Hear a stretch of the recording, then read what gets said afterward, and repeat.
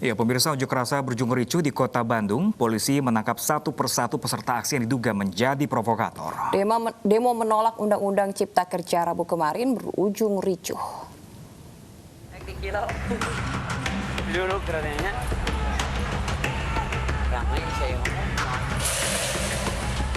Masa aksi hingga Rabu malam masih merusak sejumlah fasilitas umum di Jalan Majapahit, Kota Bandung. Dalam aksinya masa merusak pembatas jalan dan membakarnya di tengah jalan. Petugas kepolisian juga masih berjaga di sekitar area gedung pemerintahan dan gedung DPRD Jawa Barat. Polisi juga meringkus satu persatu peserta aksi yang dianggap menjadi provokator dalam aksi demonstrasi. Massa membubarkan diri setelah petugas kepolisian mensweeping area sekitar gedung DPRD Jawa Barat.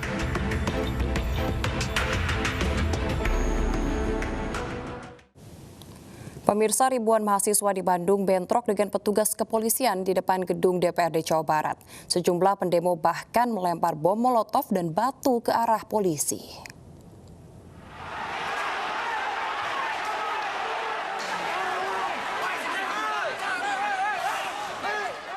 Ribuan mahasiswa dari berbagai universitas di Jawa Barat kembali bentrok dengan petugas kepolisian yang menjaga gedung DPRD Jawa Barat pada Rabu sore. Massa yang merasa aspirasi mereka tidak ditanggapi langsung menjebol pagar serta melempar batu dan bom molotov ke arah polisi.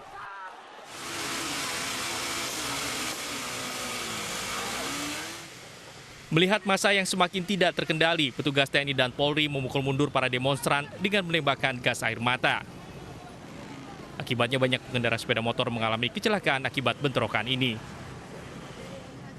Dari Bandung, Jawa Barat, Ervan David, iNews melaporkan. Sementara itu, pemirsa, Polrestabes Bandung menangkap 9 orang yang diduga terlibat dalam kericuhan dan pengerusakan yang terjadi saat ricuh demo tolak Undang-Undang Cipta Kerja Selasa lalu.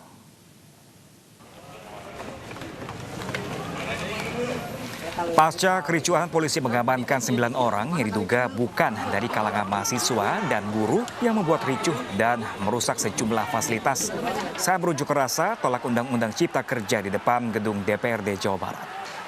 Kesembilan orang tersebut masih diperiksa di Satreskrim Polrestabes Bandung, termasuk pada pengerusakan mobil operasional Bagops Polrestabes Bandung.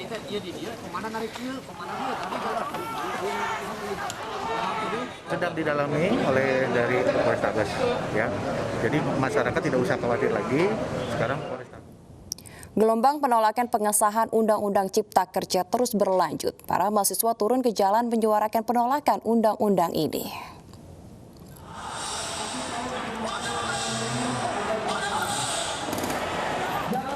Di Semarang, Jawa Tengah, aksi unjuk rasa ratusan buruh dan mahasiswa menolak Undang-Undang Cipta Kerja di depan kantor Gubernur dan DPRD Provinsi Jawa Tengah berlangsung ricuh. Aksi saling dorong antara massa dan polisi pun tak terhindarkan lagi.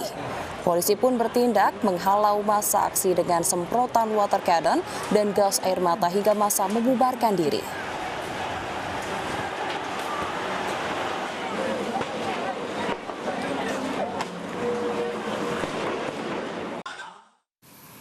Ratusan mahasiswa lintas kampus di Kota Tangerang, Banten berdemo menolak Undang-Undang Cipta Kerja pada Rabu siang. Mereka bertindak anarkistis dengan menyerang mobil plat merah dan mencoret-coret sejumlah kendaraan.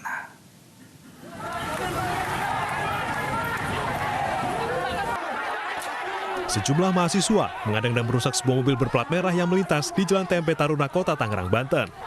Mereka juga mencoret-coret sejumlah mobil lainnya.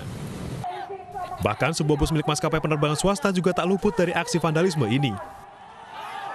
Kita kali ini sebagai bentuk kekecewaan kita terhadap DPR karena DPR mengambil sebuah tindakan yang memang tidak didasarkan kepada kemaslahatan masyarakat Indonesia saat ini. Para mahasiswa lintas kampus ini kecewa karena diadang aparat gabungan saat akan menuju Jakarta untuk berdemo menolak UU Cipta Kerja. Mereka kemudian berorasi di Tugu Adipura dan memblokade Jalan TMP Taruna dan Veteran. Rencananya, mereka akan kembali berdemo pada esok hari dengan sasaran Istana Negara dan Gedung DPR RI Jakarta. Dari Tangerang, Banten, Sukron, iNews melaporkan. Pemirsa, aksi unjuk rasa mahasiswa juga terjadi di Patung Kuda Jababeka, Kabupaten Bekasi, Jawa Barat untuk menolak pengesahan Undang-Undang Cipta Kerja dan berlangsung ricuh. Massa terlibat bentrok dengan polisi yang mengakibatkan satu mahasiswa terluka.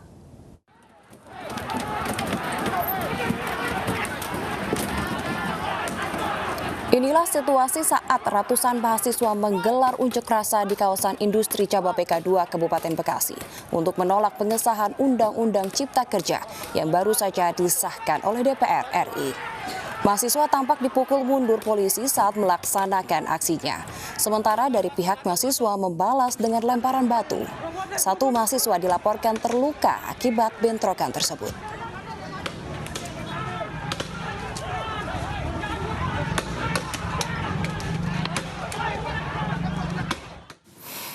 Sejumlah pelajar dan polisi terlibat bentrok di Jalan Penjernihan Pejompongan Jakarta pada Rabu sore. Pelajar melempari polisi dengan batu dan merusak mobil Sat Narkoba Polres Metro Jakarta Pusat.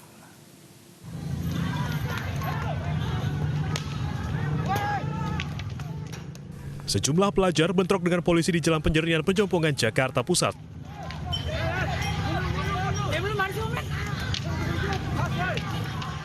Mereka terus melempar batu ke arah polisi.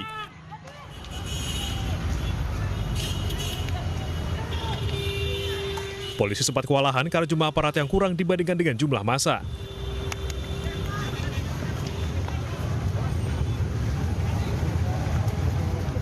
Massa juga merusak sebuah mobil tahanan milik Sat Narkoba Polres Metro Jakarta Pusat yang sedang melintas.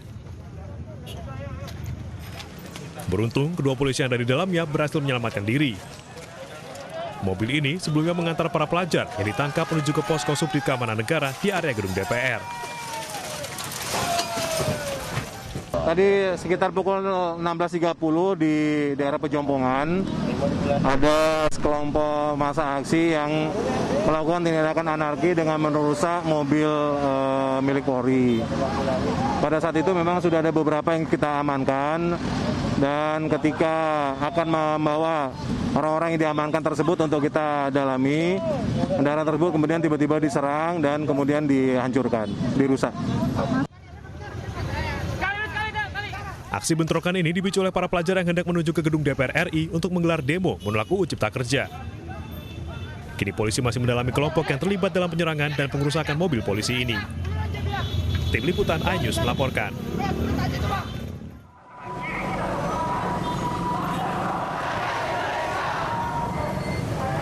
Sementara itu di kawasan Pasar Rebo, Jakarta Timur, ratusan mahasiswa menggelar unjuk rasa menolak UU Cipta Kerja.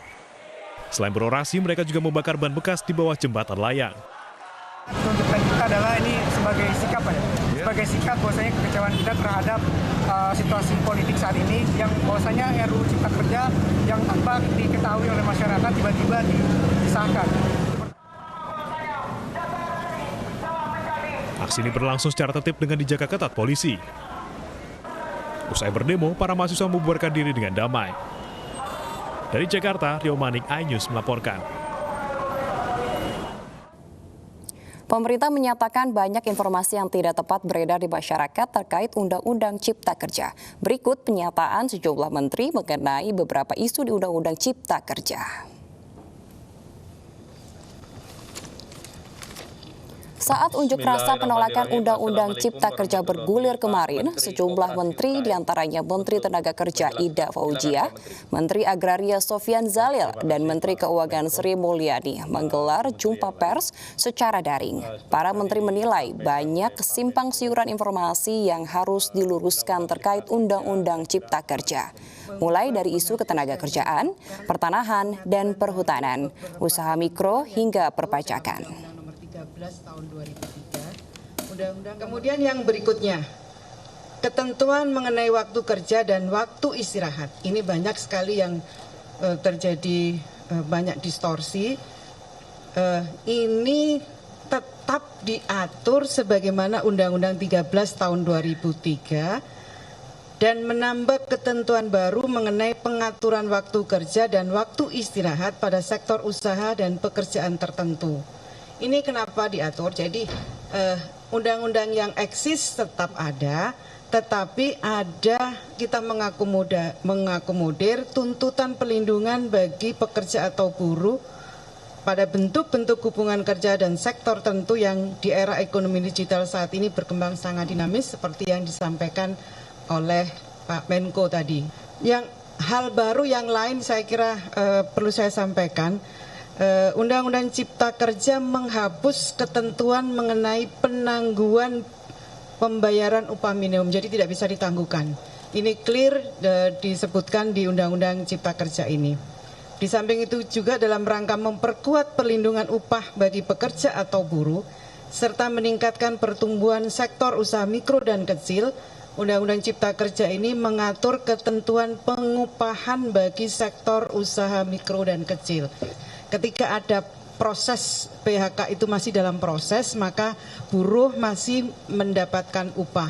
Undang-Undang Cipta Kerja mengatur ketentuan mengenai program jaminan kehilangan pekerjaan yang manfaatnya berupa uang tunai, akses informasi pasar kerja, dan pelatihan kerja.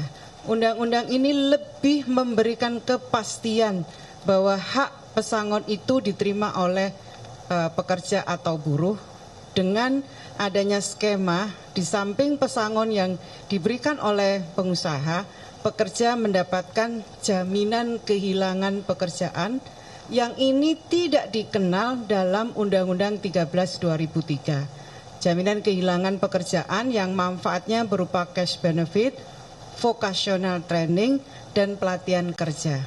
Ini yang kita tidak jumpai, tidak diatur dalam Undang-Undang 13 2003. Ketika seseorang mengalami PHK, maka dia membutuhkan sangu atau sangon, dan diberikan cash benefit. Dan yang paling penting ketika dia mengalami PHK, membutuhkan skill baru, maka diberikan baik skilling, upskilling maupun reskilling. Dan yang paling penting ketika orang mengalami PHK, yang dibutuhkan adalah akses penempatan pasar kerja yang dimanage oleh pemerintah. Sehingga kebutuhan dia ketika mengalami PHK, maka dia akan mendapatkan kemudahan untuk memperoleh pekerjaan baru. Menyangkut perizinan yang selama ini UMKM disamaratakan dengan usaha besar sehingga kesulitan dalam mengurus perizinan, sekarang kita permudah hanya bentuk pendaftaran. Lalu ada insentif bagi kemudahan usaha menengah ya, dan besar yang bermitra dengan usaha mikro. Nah, kemitraan memang kita dorong UMKM dengan yang besar karena dari catatan pengalaman di dalam negeri dan di banyak negara di luar yang UMKM yang tumbuh besar itu yang bermitra dengan usaha besar. Terintegrasi sistem produksinya dengan usaha besar sebagai supplier bahan baku, supplier barang setengah jadi, spare part, dan lain sebagainya. Apa fungsi bank tanah? Seperti fungsi bank yang lain, bank tanah berfungsi intermediari. Kita mengumpulkan tanah, kemudian kita bagikan tanah kembali atau kita redistribusi dengan pengaturan yang ketat. Bank tanah ini memungkinkan kita, negara, memberikan tanah untuk rumah rakyat di perkotaan dengan harga yang sangat murah, bahkan gratis. Bank tanah bisa kemudian tanah misalnya HGU yang terlantar kita ambil masukkan ke bank tanah, kemudian 100% diredistribusi ke masyarakat. Undang-undang mewajibkan setiap bidang tanah yang dimiliki oleh bank tanah paling sedikit 30% untuk reforma agraria, paling sedikit. Tetapi dalam praktek nanti kalau tanah-tanah pertanian, tanah HGU yang terlantar, HGU yang habis, tidak diperpanjang, itu 100% akan kita redistribusikan ke masyarakat. Kemudian bank tanah ini kita juga menyadari bahwa lembaga seperti ini harus diawasi. Oleh sebab itu bank tanah nanti ada organnya, ada komite bank tanah terdiri pada para menteri, ya, tidak boleh, walaupun ini sebenarnya kewenangan Menteri ATR, tapi saya mengatakan tidak boleh menteri sendiri mengatur, maka akan ada komite, paling sedikit 3 menteri nanti duduk sebagai komite bank tanah untuk menetapkan policy. Kemudian yang kedua ada dewan pengawas. Kita punya pengalaman selama ini, kadang-kadang organisasi yang begitu powerful tidak ada yang awasi. Dalam hal ini kita bikin pengawas, dan pengawas itu dari 2 komponen. Komponen yang ditunjuk oleh pemerintah dan komponen yang ditunjuk oleh dari profesional. Yang pemerintah juga dari profesional bisa, atau nanti dicari orang-orang yang ngerti masalah. Yang kedua ada komponen orang-orang profesional. Orang profesional ini dipilih oleh pemerintah kemudian di-approve oleh Dewan Perwakilan Rakyat. Dengan demikian bank tanah ini akan diawasi secara cukup bagus sehingga tujuan bank tanah yang kita dirikan itu akan memberikan manfaat sebagaimana yang diinginkan. Di dalam Omnibus Ciptaker ini juga di dalam rangka untuk mendorong agar dana dari para pemilik modal lebih produktif, disebutkan bahwa dividen yang berasal dari luar negeri oleh pemilik orang Indonesia apabila dia ditanamkan dalam bentuk investasi di Indonesia, dia tidak dipajaki. Jadi tujuannya adalah agar kalau mereka mendapatkan dividen ya tidak dalam bentuk cash yang kemudian masuk atau tetap berada di luar negeri dan tidak masuk ke Indonesia. Tapi kita mengencourage untuk bisa masuk ke Indonesia dividennya itu dan ditanamkan dalam kegiatan investasi. Baru dia bebas pajak. Apabila dia tidak, maka dia terkena aturan perpajakan, pajak penghasilan. Ini memang tujuannya adalah untuk mendorong, memberikan support, dukungan, mengencourage dari para pemilik dana agar dananya itu menjadi produktif dalam bentuk investasi. Jadi ini menjadi satu ekosistem yang bersama, kemudahan berusahanya dilakukan, dananya asal untuk investasinya juga diberikan insentif kalau menanamkan modal, dia bebas pajak. Apabila dia tidak menganggur, dia kena pajak. Itu tujuannya adalah supaya kita bisa mendorong dana-dana bisa menjadi lebih produktif. Kita juga mengatur ulang di dalam undang-undang ini sanksi administrasi pajak dan besaran imbalan bunganya. Ini tujuannya adalah supaya besaran sanksi imbalan bunga sesuai dengan bunga yang ada saat ini plus denda, sehingga dia lebih mencerminkan aspek keadilan atau fairness dari situasi yang terus berubah. Jadi tidak bersifat nominal tetap sepanjang masa. Yang ketiga adalah yang disampaikan oleh Pak Menko tadi, perubahan dari global teritorial ini juga masuk, terutama untuk penentuan subjek pajak orang pribadi. Apabila warga negara Indonesia maupun warga negara asing yang tinggalnya lebih dari 183 hari di Indonesia, mereka menjadi subjek pajak di dalam negeri. Dan pengenaan PPh-nya bagi warga negara asing yang merupakan subjek pajak dalam negeri adalah berdasarkan penghasilan mereka yang berasal dari Indonesia. Jadi kita tidak memajaki kalau dia punya pekerjaan atau sumber penghasilan di luar Indonesia. Itu supaya warga negara asing yang bekerja di sini yang dipajakinya adalah pendapatannya yang berasal dari Indonesia. Dan terakhir mencantumkan nomor induk kependudukan untuk pembeli yang tidak memiliki NPWP. Tidak benar bahwa ada anggapan terjadi kemunduran terkait dengan perlindungan lingkungan. Tidak benar. Kenapa? Karena prinsip dan konsep dasar pengaturan AMDAL di dalam undang-undang ini tidak ada perubahan. Yang berubah adalah kebijakan dan prosedurnya. Kenapa? Karena dia harus disederhanakan supaya sesuai dengan tujuan dari Undang-Undang Cipta Kerja ini. Artinya apa? Harus diberikan kemudahan kepada pelaku usaha. Undang-undang ini juga sebetulnya bukan menghapus izin lingkungan, tetapi mengintegrasikan izin lingkungan kepada izin berusaha. Jadi kepada perizinan berusaha, itu terminologinya di dalam undang-undang. Jadi dalam rangka untuk meringkas sistem perizinan dan memperkuat penegakan hukum tanpa mengurangi tujuan dan fungsinya. Mengapa dia memperkuat penegakan hukum? Karena kalau di waktu yang lalu ada masalah dengan lingkungan, izin lingkungannya dicabut, tetapi usahanya bisa aja berjalan. Sekarang berarti lebih kuat.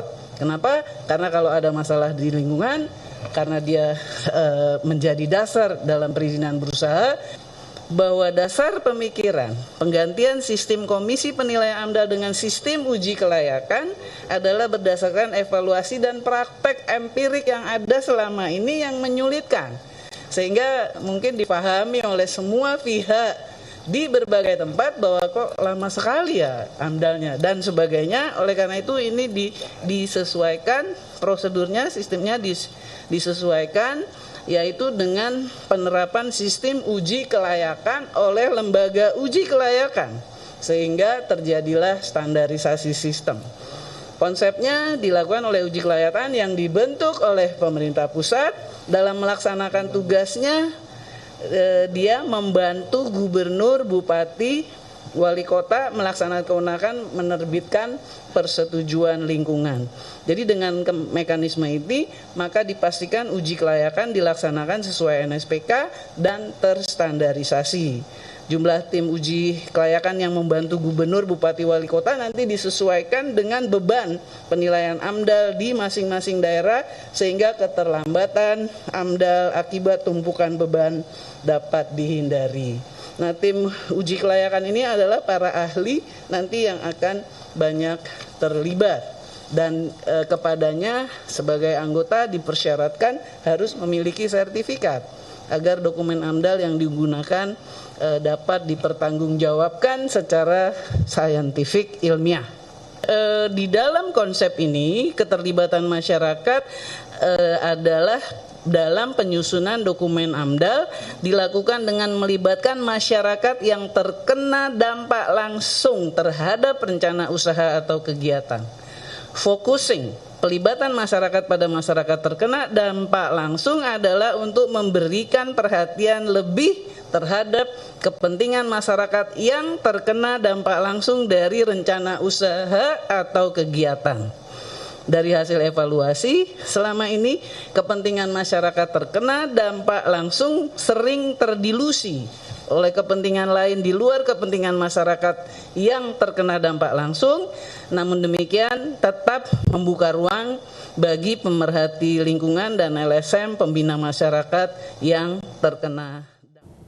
Ya, pemirsa, Konfederasi Serikat Buruh Seluruh Indonesia (KSBSI) telah menyiapkan draft yang akan diajukan ke Mahkamah Konstitusi untuk diuji. Menurut KSBSI, MK harus melakukan uji materi untuk melihat pasal-pasal ketenaga kerjaan yang didegradasi.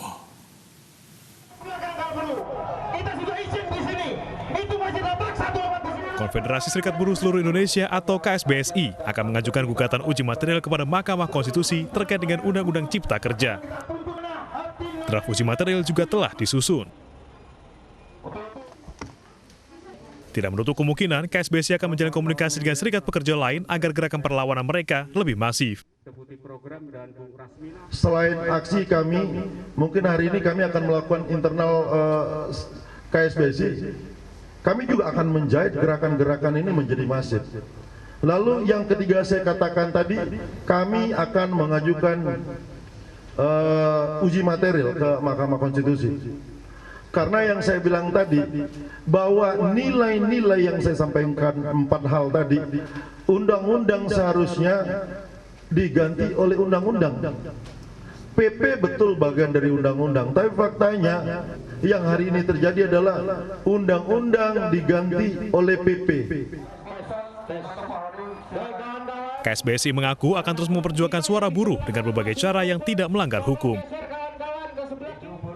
Dari Jakarta, Rizka Ayu, Zulkifli, iNews melaporkan. Ya, pemirsa, aksi demonstrasi buruh menuntut Undang-Undang Cipta Kerja masih berlangsung. Sejumlah pasal kontroversial terus bergulir menjadi pro dan kontra. Tunggu Pak Ketua, sebelum pemerintah dikasih kesempatan, kami dulu. Kalau demikian maka kami fraksi Demokrat menyatakan walk out dan tidak bertanggung jawab.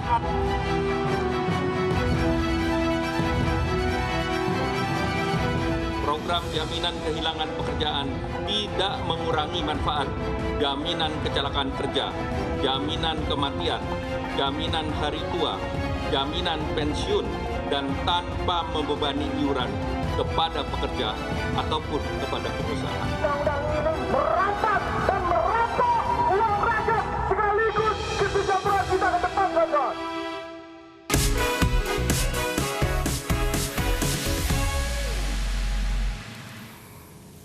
Ya, pemirsa, Kota Bogor masih zona merah. Video Wali Kota Bima Arya tengah dangdutan viral di sosial media. Informasi dalam negeri lainnya akan hadir usai jeda. Tetaplah bersama kami pemirsa di iJust Pagi.